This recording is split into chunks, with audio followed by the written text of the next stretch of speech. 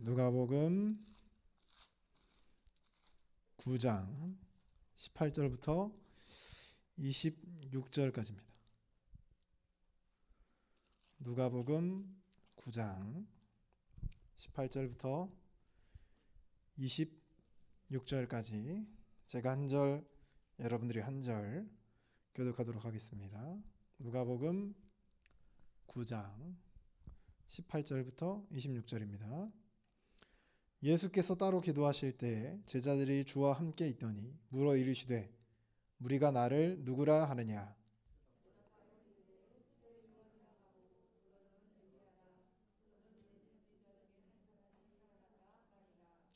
예수께서 이르시되 너희는 나를 누구라 하느냐. 베드로가 대답하여 이르되 하나님의 그리스도시니이다 하니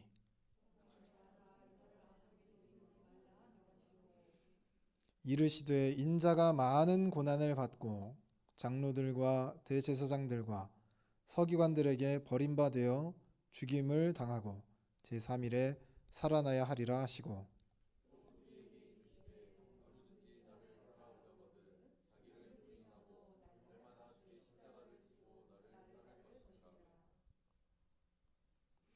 누구든지 제 목숨을 구원하고자 하면 잃을 것이요 누구든지 나를 위하여 제 목숨을 잃으면 구원하리라.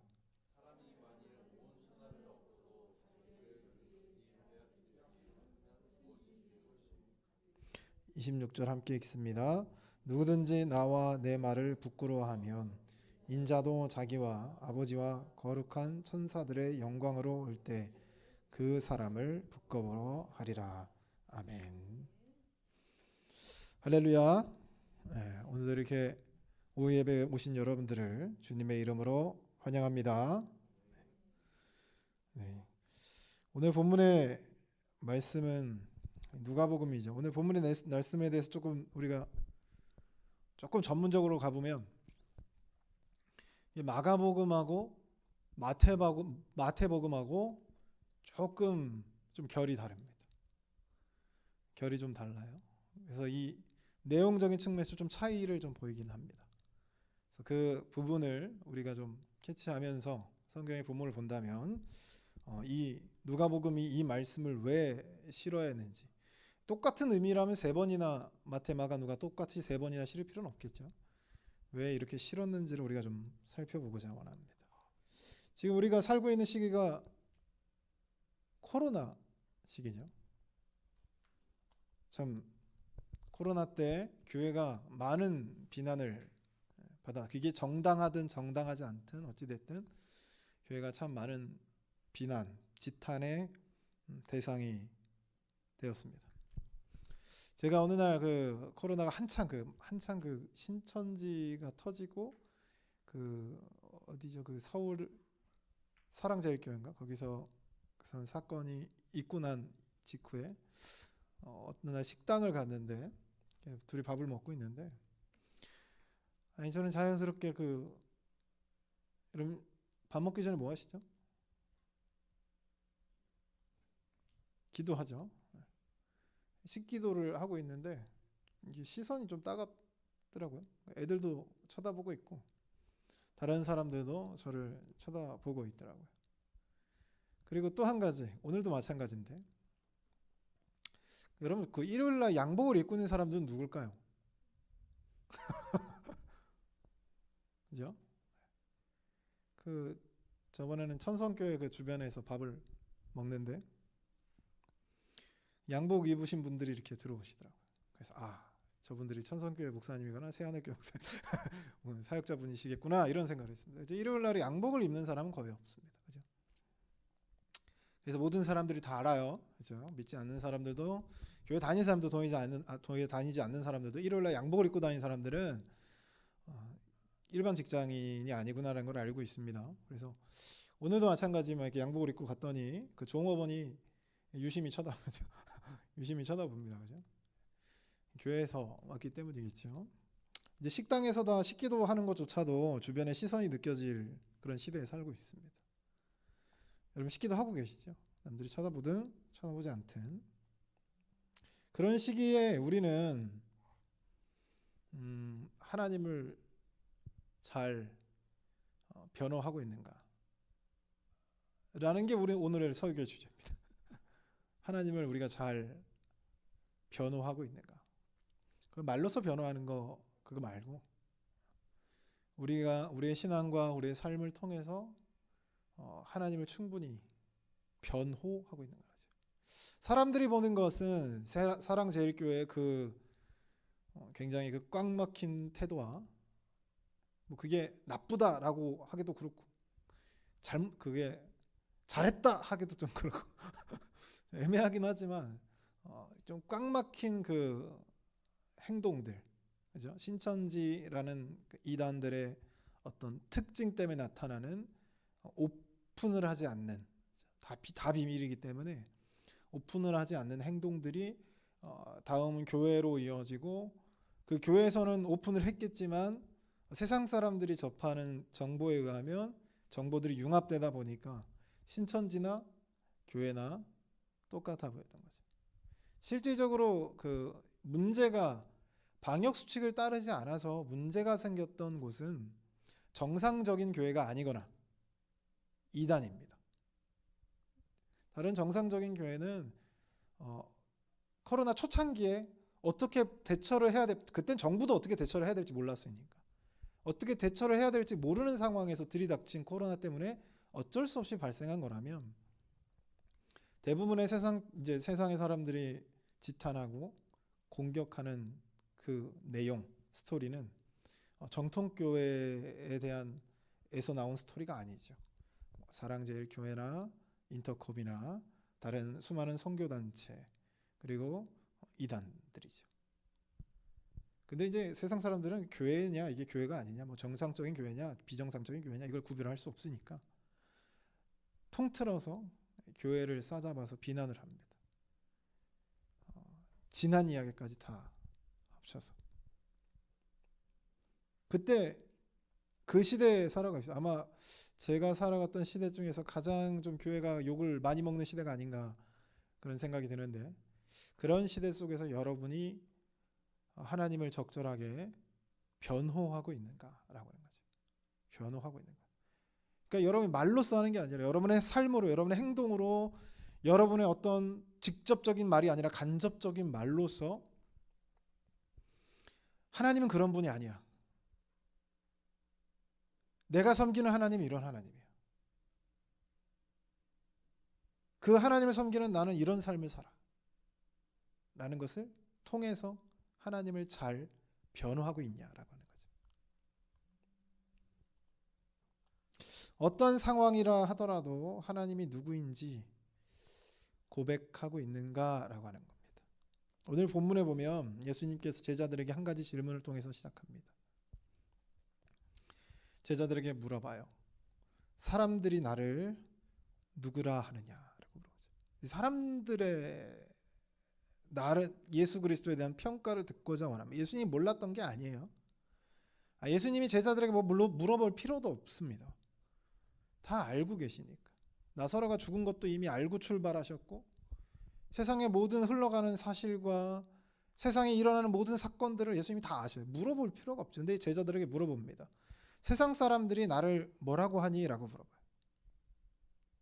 그러자 사람들이 당시에 예수님은 뭐라고 했냐면 세례 요한이다, 엘리야다, 선지자다 라고 얘기합니다. 이 세 가지 다 똑같이 그냥 선지자예요. 당대에 뛰어난 선지자들을 이야기한 겁니다. 선지자다. 예수님을 선지자라고 얘기한 거죠. 그때 예수님이 질문을 살짝 바꿉니다. 뭐라고 바꾸냐면 그러면 너희는 나를 누구라 하느냐라고 하는 거죠. 예수님이 듣고 싶었던 이 질문은 세상 사람들이 예수님을 어떻게 평가하느냐 이게 아니었습니다. 세상 사람들이 예수님을 어떻게 평가하는 이건 별로 관심이 없어요.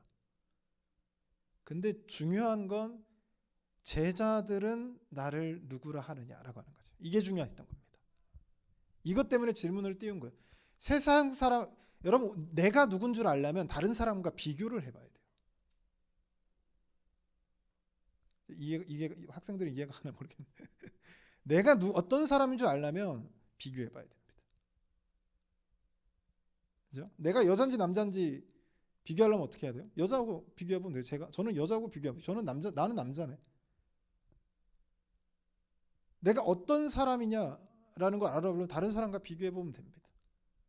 여러분, 정통교회가 이단의 도움을 필요로 할 때가 있어요. 뭐냐면 우리 교회는 어떤 교회인가? 이거 할 때 이단들이 필요합니다. 우리는 이단처럼 이런 거 안 해. 이단처럼 이런 사상을 가지고 있지 않아. 이런 이단의 이단적 교리를 갖고 있지 않아. 이런 걸 비교할 때 이단이 필요합니다. 이런 것처럼 우리는 무언가 비교해 봐야 돼요. 그래서 예수님이 첫 질문이 이거였던 거죠. 사람들이 나를 누구라 하느냐. 그 다음에 이제 물어보는 거예요. 그럼 너희는 나를 누구라 하느냐. 물어본 거죠. 이 질문이 예수님이 몰라서 하는 질문이 아닙니다. 지금 이 장면이 누가복음을 쓰는데 필요한 부분이니까 쓴 거예요. 누가의 저자가 누가가 쓰고 싶은 제목이 있을 거 아닙니까? 그 제목을 말하고자 하는 걸, 설득하려고 하는 걸 이야기를 하기 위해서 이 이야기를 여기다 넣은 거죠. 이해가 되시죠? 그래서 이 누가복음 오늘 본문의 말씀에 이게 중요한 겁니다. 너희는 나를 누구라 하느냐. 이 질문은 실제 예수님 시대 때, 예수님이 살았던 그 시대 때는 예수님이 제자들에게 했던 질문이겠죠. 근데 이것을 성경으로 가져와서 누가복음에 이렇게 기술을 했을 때 이 내용은 누구한테 하는 거예요? 이 성경을 읽고 있는 초대교회 성도. 우리는 흔히 누가 공동체라고 이해합니다. 그 사람들한테 썼겠죠. 그리고 그 2차 독자인 우리한테도 동일하게 물어보는 겁니다. 너희는 나를 누구라 하느냐. 이때가 어떤 시대냐면 예수를 그리스도다라고 얘기할 수 없는 상황입니다. 예수가 메시아다라고 얘기할 수 있는 시대가 아니다라고 하는 거죠. 그러니까 사람들이 이 고백을 할 수가 없는 거예요. 예수가 메시아다라고 하는 순간 그들의 삶에서 기다리는 건 기쁨과 즐거움이 아니에요. 고난이 기다리고 있죠. 그러니까 예수를 메시아라고 할 수가 없는 상황, 예수를 그리스도라고 할 수 있는 상황이 아니라는 거예요. 그때 예수님 누가복음의 저자가 그 당시 성도들에게 물어보는 겁니다. 이 고난과 역경, 예수를 메시아라고 하지 못하고 그리스도라고 하지 못하는 그 상황에 있는 성도들에게 물어보는 거예요. 예수님의 말을 더 끄집어내서 이렇게 얘기하는 거 물어보는 겁니다. 너희는 나를 누구라 하느냐라고 하는 거죠. 딱 우리 시대하고 마찬가지, 딱 적용이 딱 맞는 거예요. 너희는 나를 누구라 하느냐. 남의 고백이 중요한 게 아니라 지금 우리의 고백이 중요했던 거죠. 세상 속에서 지금 살아가는 나의 고백이 듣고 싶은 겁니다. 지금도, 그리고 그 전에도, 그리고 이 이후로도 하나님은 듣고 싶습니다. 확인하고 싶죠. 몰라서 그러는 게 아닙니다. 그죠? 확인하고 싶습니다. 너희는 나를 누구라고 하느냐라고 하는 거죠. 그때 베드로가 아주 유명한 고백을 합니다. 하나님의 그리스도입니다. 라고 하죠. 그리스투스라고 얘기합니다. 하나님의 그리스도라고 얘기하죠. 메시아라는 얘기, 하나님의 메시아, 하나님의 구원자라고 하는 뜻이에요. 자, 이 고백이 정답이었고 당시에는 할 수가 없는 정말 위험한 고백인 거예요. 근데 이 베드로가 그때는 뭐라고 대답했냐면 하나님의 그리스도입니다라고 고백했다는 거죠. 그러면 예수님이 기다리는 대답은 마찬가지예요. 그렇게 고백할 수 없는 상황에서 이렇게 고백하기를 원하는 겁니다. 그렇게 이 베드로가 고백하니까 예수님께서 내가 죽고 살아날 것이다. 이 죽고 살아난 다 누구를 위한 거죠? 다 누구를 위한 거예요? 예수님을 위한 건가요? 아니에요. 그렇죠? 이런 고백을 할 수 있는 당신은 하나님의 그리스도입니다라고 고백할 수 있는 사람들을 위해서 죽고 그들을 위해서 살아나는 겁니다. 그래서 얘기해야 되는 거예요. 베드로가 그와 같은 고백을 했을 때 그 어려운 상황 속에서 예수님을 하나님의 그리스도입니다라고 고백을 했을 때 알려줘야 되는 거죠. 내가 누구를 위해서, 너를 위해서, 그런 고백을 하는 너를 위해서 십자가에 죽을 것이고 3일 만에 다시 살아날 것이다 라고 하는 거죠. 그러면서 예수님께서 뭐라고 하냐면 십자가의 길을 걸을 것을 이야기하세요. 나는 죽고 살아날 거라는 거죠. 근데 이 길을 나만 걷는 게 아니라 누구도 걸어라? 너희도 걸어라 라고 하는 거죠. 지금 예수 그리스도는 하나님의 그리스도십니다라고 고백하는 것이 이미 십자가의 길인 거예요. 이때 상황이.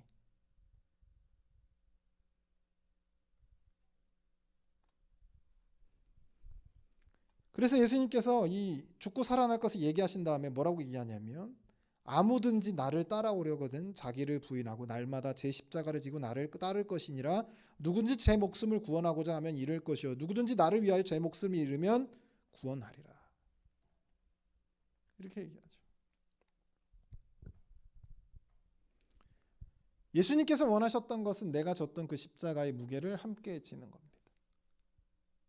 그때 당시에 십자가를 지는 건, 누가복음에서 십자가를 지는 건 예수를 그리스도라 고백하는 거죠. 그 고백과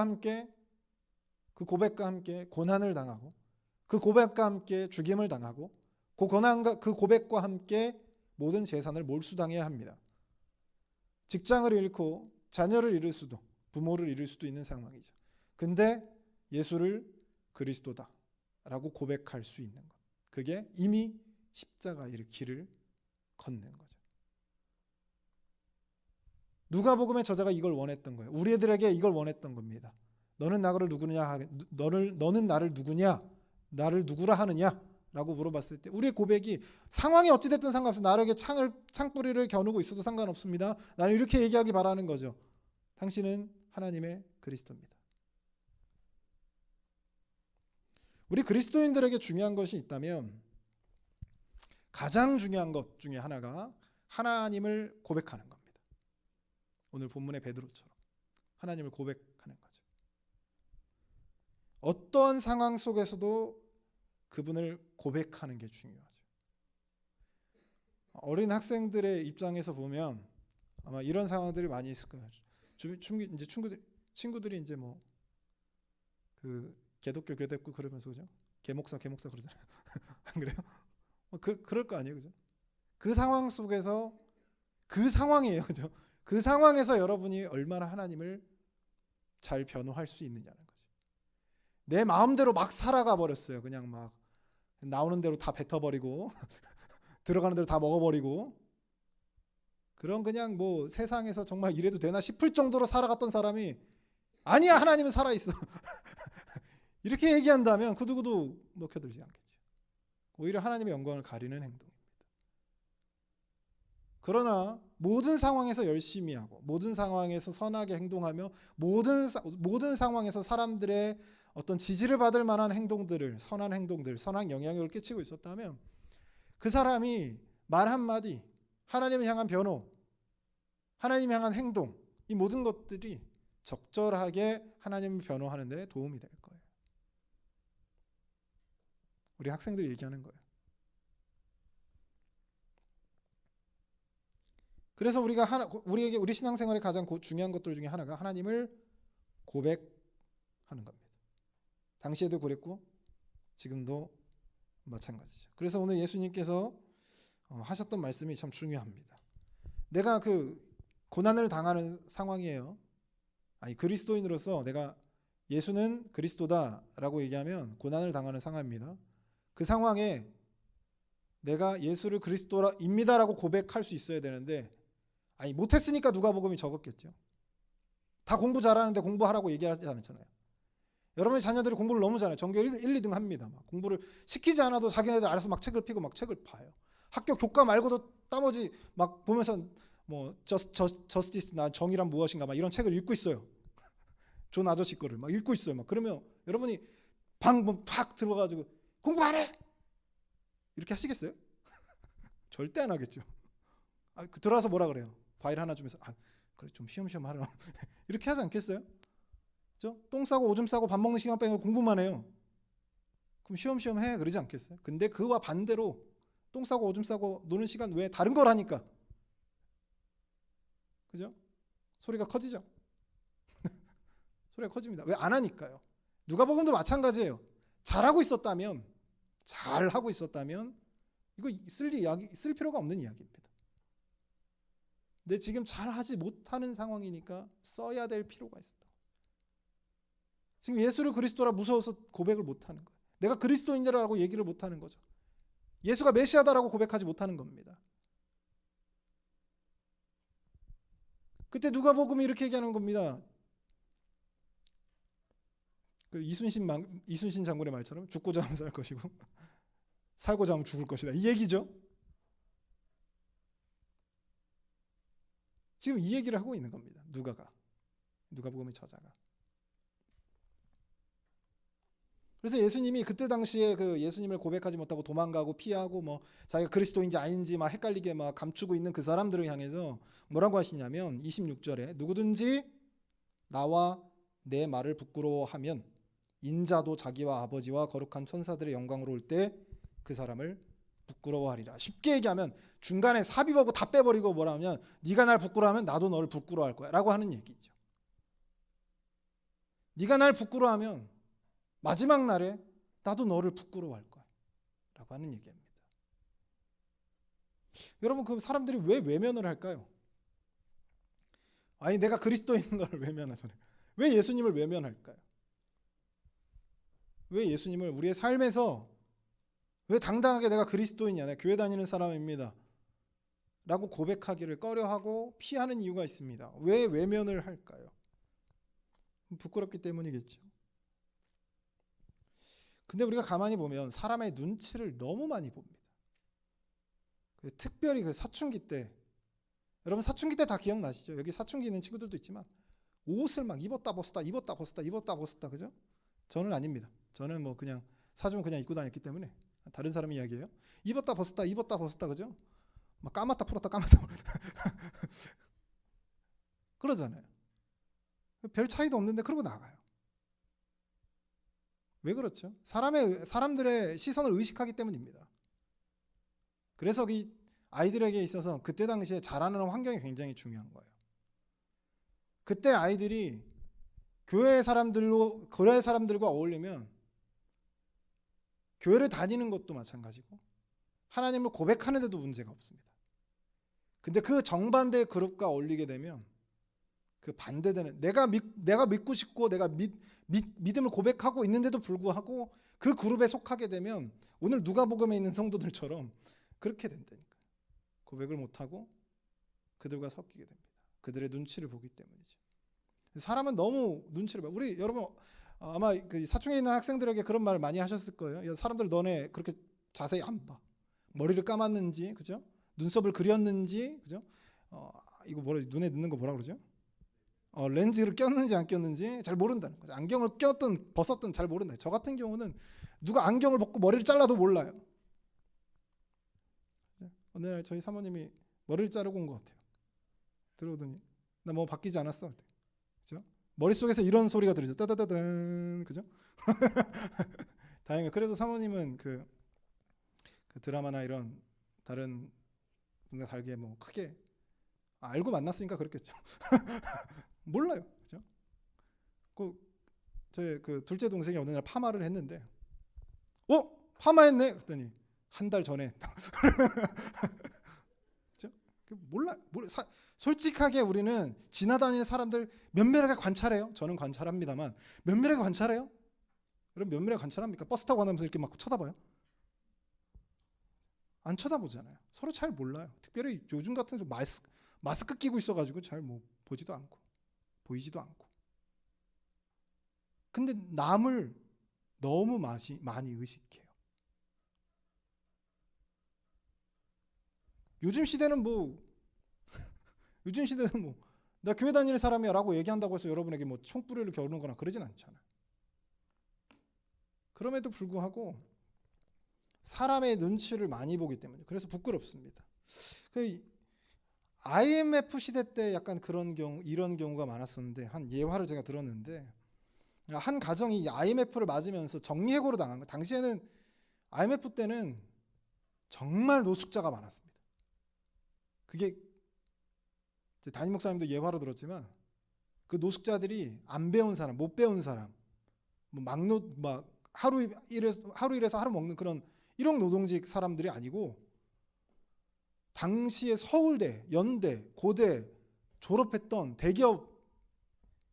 대기업에 다니던 그 사람들이 40대 때, 30대 때 정리해고로 당한 거죠. 근데 그 IMF 때 모든 경제가 마비가 됐으니까 일할 직장이 없는 거예요. 거기서 잘렸으면 다른 데 가서 직장을 지금은 구하면 되잖아요. 근데 그때는 받아줄 기업이 없어요. 아니 자기네 기업도 지금 더 잘라야 될 판이거든요. IMF에서 그걸 요구했으니까. 그러니까 이 한 가정이 잘려서 일할 데가 없으니까 겨우 이제 그 막노동판에서 이제 일하게 된 거죠.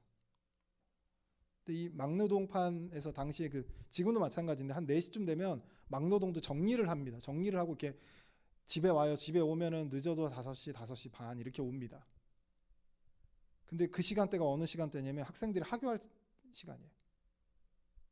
근데 이 오다가 이 가장이 완전히 다 땀에 쩔어 있고 이제 막노동을 했으니까 땀에 쩔어 있고 흙먼지에 다 쩔어 있고 그죠? 거진지 이게 노숙자인지 모를 정도로 그러고 집으로 오고 있었는데 딸아이를 만난 거예요. 여러분 다 상상이 가시겠지만 그 딸아이가 아버지를 외면했습니다. 이때 이 아버지의 마음은 어땠을까요? 어떻게 해서든 가족을 먹고 살기. 당시에는 뭐 남녀 다 똑같이 일하던 시대가 아니었잖아요. 남자들만 일하던 시대였으니까 어떻게 해서든 내 가정, 내 자녀들 먹여 살려야겠다는 그 일념 하에 그죠? 고학력의 그 사람들이 나가서 막노동판에 일을 하는데 딸아이가 자신을 보더니 친구들 앞에서 창피해서 부끄러워서 외면했다. 그때 아버지의 심정이 어땠을까요? 그때 아버지의 심정. 지금 날 외면하고 있는 그 아이를 위해서 지금 일하고 있었거든요. 다른 사람의 눈치를 너무 본 나머지 아버지를 외면하는 거예요. 그랬으면 안 되는데 외면한 거죠. 자신을 먹여 살리기 위해서 일하는 자랑스러운 아버지가 아니라 나에게는 뭐예요? 자랑스러운 아버지가 아니죠. 부끄러운 아버지였던 거죠. 하나님도 마찬가지입니다. 이 시기 속에서 여러분이 하나님을 외면한다면, 하나님을 부끄러워한다면 하나님의 마음이 어떻겠는가라고 하는 거죠. 우리를 살리기 위해서 죽는 것까지도 결심하시고 모든 걸 다 버려놓고 내려왔는데 우리가 한다는 것은 외면, 부끄러움이라면 하나님이 어떤 마음이겠는가라고 하는 거예요. 우리가 하나님을 왜 외면하냐? 그 다른 측면에서 우리가 좀 살펴보자면 두려움 때문입니다. 두려움. 무서워서죠. 무서워서. 쉽게 얘기하면. 여러분 베드로의 역사, 베드로의 인생에서 가장 지우고 싶은 기억이 뭘까요? 우리가 상상해 봤을 때. 아니 이게 지울 수만 있다면 베드로의 그 역사에서 딱 삭제하고 싶은 부분 어딜까요? 예수님을 3번 부인했던 그때가 아닐까요?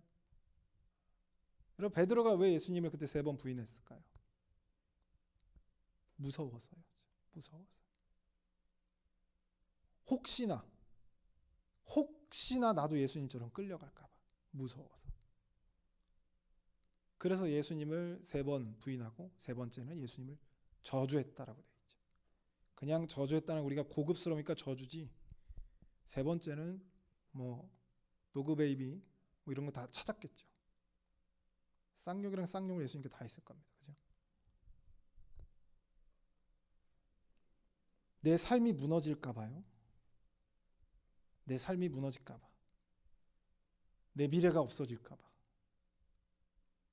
그 두려움 때문에 예수님을 부인했습니다. 예수님을 외면했죠. 근데 나중에 변화된 베드로가 죽음까지 불사를 하는데 그때 모습과 우리가 비교를 하자면 이 두 사람의 차이점. 그러니까 예수님을 3번 부인할 때의 베드로의 삶의 목적과 변화받고 사도로서 사역을 시작했던 그 베드로의 삶의 목적이 어땠을까요? 달랐겠죠. 달랐습니다. 사람은 안 두려워할 수가 없어요. 두려워하지 말라 하나님 그랬다고 진짜 안 두려워하는 사람이 어디 있어요? 두렵습니다. 근데 뭐냐면 딱 이 정도가 좋을 것 같아요. 개미가 두렵냐? 사자가 두렵냐? 그죠? 여러분에게 뭐가 더 두렵죠? 사자가 더 두렵죠. 사자 앞에 서느니 차라리 개미 앞에 서겠죠. 이런 생각을 좀 갖고 계시면 될 것 같아요. 베드로가 봤을 때 그 전에는 3번 예수님을 배신했을 때는 자기에 있어서 가장 큰 두려움은 그냥 이 삶을 끝내는 죽음이었습니다. 그 삶의 목적이 뭐였냐면 예수를 따라가서 한 자리 차지하는 거. 이게 베드로의 목적이었죠. 삶의 목적이었습니다. 삶의 방향이었죠. 근데 이게 사도로 부름을 받고 베드로가 완전히 변하고 나서는 삶이 바뀌었어요. 생각이 바뀌었습니다. 이제 뭐가 더 무섭냐면 그 나라에 들어가지 못하는 게 더 무서운 거죠. 그래서 바울조차도 변하고 나서 나중에 뭐냐면 내가 나를 책찍질하면서 지금 사역을 하는데 왜 그러냐면 난 이렇게 남들에게 전해놓고 내가 버림을 받을까 두려워하노라 라고 얘기합니다. 베드로의 이야기는 두려움을 극복해내는 이야기가 아닙니다. 하나님의 나라에서의 실패라는 더 큰 두려움이 이것을 가능하게 했다는 거죠. 여러분 교회를 질타하던 시기에 우리의 모습이 어땠나를 좀 살펴봐야 됩니다. 우리의 모습이 어땠나. 하나님이 비난과 조롱의 대상이 되었던 그때에 여러분의 반응, 우리의 반응이 어땠냐라고 하는 거죠. 내가 억울할 때는 하나님 뭐라고 말씀하시냐면 내가 억울할 때는 그 억울함 내가 풀어주겠다라고 표현합니다. 내가 억울할 때는 그 억울함 하나님 풀어주겠다라고 하는 거죠. 그렇다면 하나님이 억울할 때 어떻게 해야 되죠? 누가 그 억울함을 풀어줘야 합니까?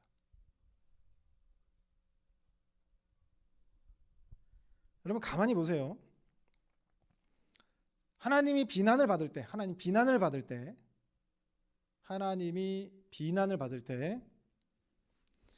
하나님이 누구를 보고 계실까? 자, 하나님을 비난하는 사람을 보고 계실까? 아니면 그 사람 앞에 있는 우리를 보고 계실까? 하나님을 열렬히 비난하는 그 사람을 하나님이 보고 계실까요? 아니면 그렇게 비난하는 사람 앞에서 하나님 앞에서 또는 그 사람 앞에서 반응해야 될 우리를 보고 계실까?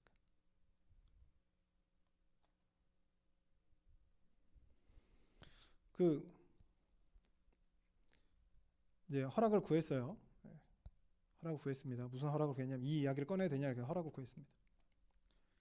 저희 은혜 사모님 외삼촌이 음식 쓰레기 차 실는 분 있죠. 환경미화원이라고 하죠. 특별히 환경미화원 분들 중에서 이 음식 쓰레기를 수거하시는 분들이 있는데 이게 새벽에 시작해서 늦게 끝나면 이제 아침까지 해요. 아침 9시 10시까지 합니다. 그런데 이제 아무래도 은혜 사모님이 만났던 것 같아요. 아무래도 학교 갈 때 만났겠죠. 친구들과 같이 가고 있었는데 이제 외삼촌 분이 음식 쓰레기 차를 이제 하고 계셨던 거죠. 그때 만났을 때 은혜 사모님이 되게 막 좋아하면서 반겼대요. 그때 이제 은혜 사모님이 기억을 못 하겠지만 그 이야기를 외삼촌이 이제 저희 장모님한테죠. 외삼촌이 장모님한테 그때 너무 고마웠다라고 표현했던 거죠. 그 기억에 남았던 거예요. 만약 그 반대로 만약에 부끄러워서 못 본 척했다면 어땠을까? 저희 이제 추석이나 이제 명절 때 이제 외가를 가잖아요. 외가를 가면 거기가 이제 경상도 분들이 많아가지고 못 알아듣겠는데 하여튼 소리가 엄청 커요. 근데 아니 소리 막 크고 막 화내는 것 같지만 되게 그 사이가 되게 좋더라고요. 화목하고.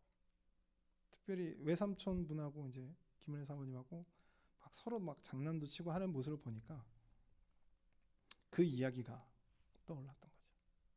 그때 만약에 부끄러워서 또는 친구들에게 버림받을까 두려워서 외면했다면 이 사이가 유지될 수 있었을까?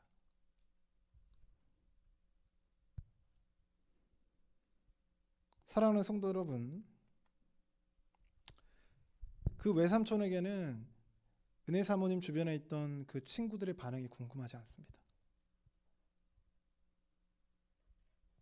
내 조카의 반응이 중요한 거죠. 하나님도 마찬가지예요. 다른 사람들의 반응은 크게 관계가 없어요. 근데 문제는 그 하나님이 비난을 받는 상황에서 반응을 해야 되는 우리를 보고 계신 거죠. 사랑하는 성도 여러분, 이 세상 속에서 이 어려운 하나님을 하나님이라 고백하기조차 어렵고 내가 교회 다닌 사람입니다라고 얘기하는 것조차 어려운 이 상황에서 올바르게 하나님을 변화하시길 주님의 이름으로 소원합니다. 세상에서 우리는 예수 그리스도를 고백하는 사람들이고 그분의 뜻대로 살아가는 사람이며 그분이 없으면 살아갈 수가 없죠.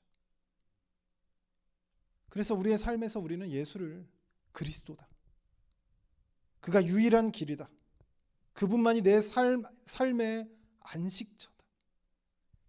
내가 다른 건 그렇게 못하지만 내 삶에서 나로 말미암아 그로 말미암아 예수를 말미암아 내가 살고 있다라고 고백하는 것.